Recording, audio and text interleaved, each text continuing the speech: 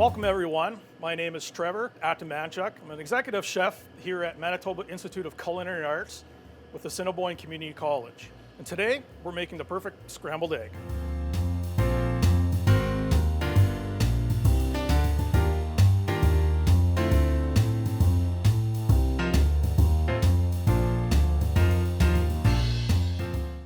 Most important thing you need to consider when you're making the perfect scrambled eggs is proper heat control. You're looking for a low to medium heat, and it's going to take some time to perfect this procedure.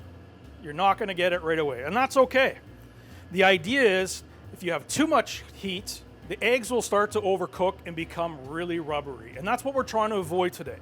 We want a nice, moist, scrambled egg, nice large curds. And there's a French term called baveux, which means moist to the mouth.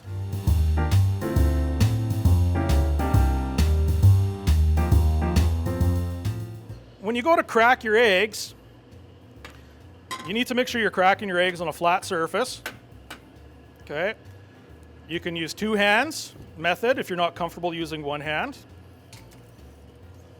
I'll demonstrate with one hand. Okay. It's a technique that takes some time to develop. And if you get an eggshell in there, just pick it out. A good tip for pulling out eggshells when you crack your eggs is just to simply wet your fingers and then get them in there and pull it out. Okay. Now the idea with using a fork and mixing your eggs, you could use a metal bowl, you could use a plastic container, you could use a ceramic dish like I have right here. And the idea is to incorporate your egg whites with your egg yolks into a nice consistent mixture. You really want to make sure that that fork is hitting the side of the bowl to break up the egg whites.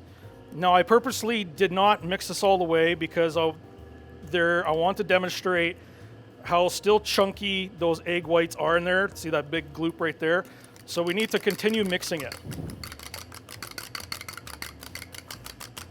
You don't want to add any extra air by mixing this, so don't use a whisk.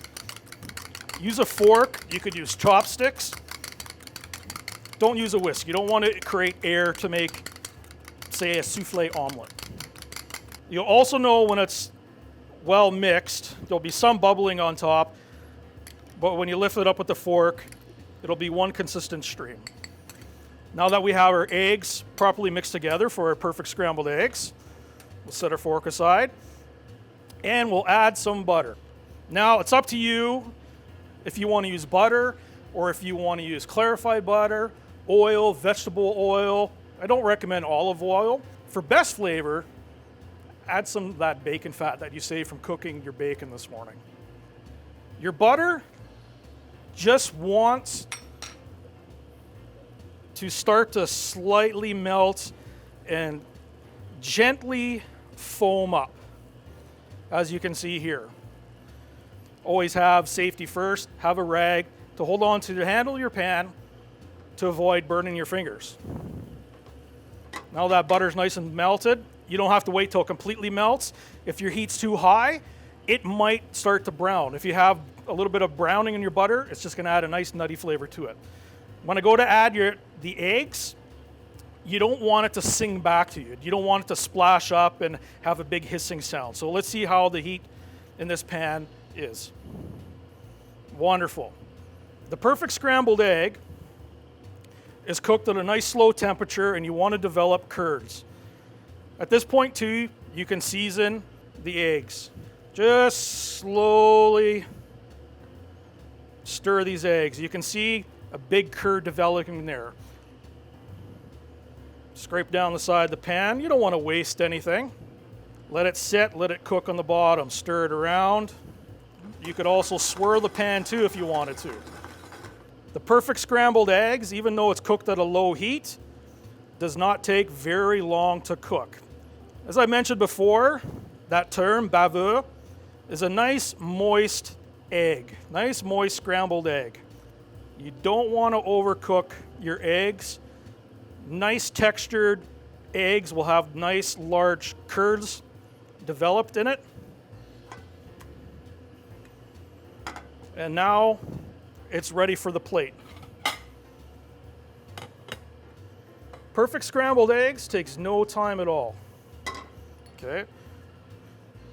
We can add a little chive on top. And we can also add a little bit of Parmesan just to heighten the flavor and the experience for yourself, for a family member, for a friend.